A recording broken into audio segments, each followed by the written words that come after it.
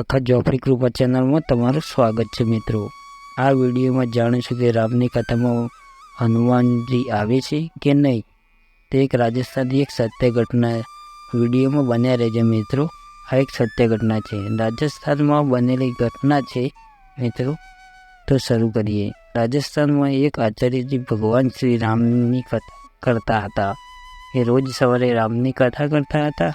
હજારોમાં public Ram ભક્તોના કથા સાંભળવા આવતા હતા। આચાર્યજી જ્યારે પણ કથા ચાલુ કરે ત્યારે હાથ લાંબો કરીને કહેતા, આવો રામ ભક્ત શ્રી હનુમાનજી, અહીં ચોકી પર બેસો। આવો રોજ બોલીને ચાલુ કરતા હતા।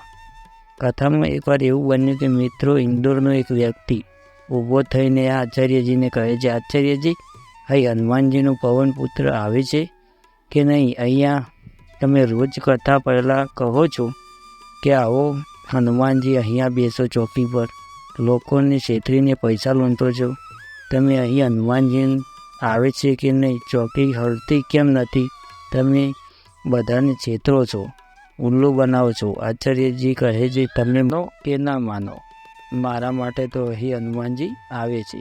આચાર્યજી, તમે સાબિત કરીને બતાવો કે અહીંયા હનુમાનજી આવે છે કે નહીં। કાલે સવારે હું આવીશ અને આ ચોકીને ઉપાડીશ। જો હનુમાનજી આ ચોકી ઉપર બેઠા હશે તો આ ચોકી મારાથી ઉપડશે નહીં, અને નહીં બેઠા હોય તો આ ચોકી ઉપડી જશે।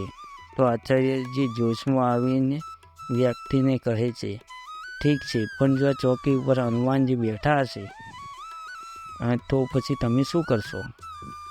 તો આ વ્યક્તિ બોલે છે કે હું અહીંયા તમારી જોડે જ બેસી જઈશ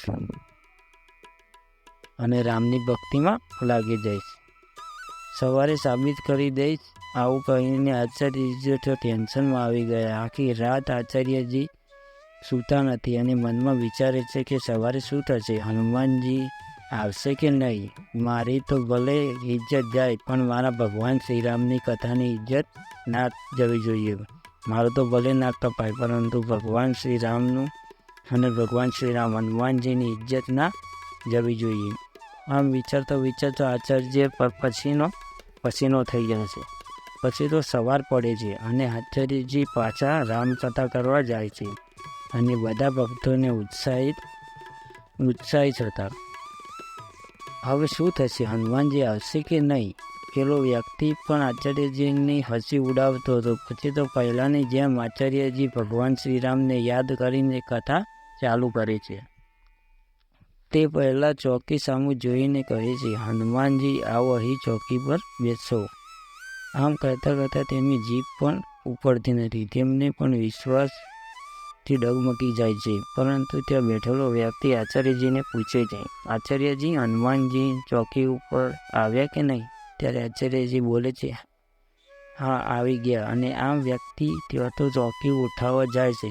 નીચેલા બેઠેલા ભક્તો પણ આચાર્યજીની સામે જોવે છે અને હસે છે અને ઘણા બધા ભાવુક છે કે હવે શું થશે। જો પેલો વ્યક્તિ ચોકી ઉઠાવવા જાય છે તો ઘણું બધું બળ લગાવે છે, પણ આ ચોકી ઉપાડી શકતો નથી, કારણ કે ત્યાં તો પોતે હનુમાનજી પોતે ચોકી ઉપર આવીને બેસી ગયા હોય। તેમના ભારથી આ સામાન્ય માણસ ચોકી કઈ રીતે ઉપાડી શકે? આ વ્યક્તિ હાર માની લે છે અને આચાર્યજીને નમી પડે છે અને કહે છે, તમે સાચા છો આચાર્યજી, મને માફ કરી દો। અને રામ ભક્તો પણ જય શ્રીરામનો નારો લગાવે છે અને જય હનુમાનજી એમ કહીને નારો લગાવે છે। તો મિત્રો, આ હતો હનુમાનજીનો ચમત્કાર। જય હનુમાન મિત્રો, અમારી ચેનલને સબસ્ક્રાઈબ કરી લેજો। અમારી ચેનલમાં રોજ નવા અને જૂના ઇતિહાસ વિડીયો આવતા જ રહેશે। જય હનુમાનજી, જય શ્રી રામ।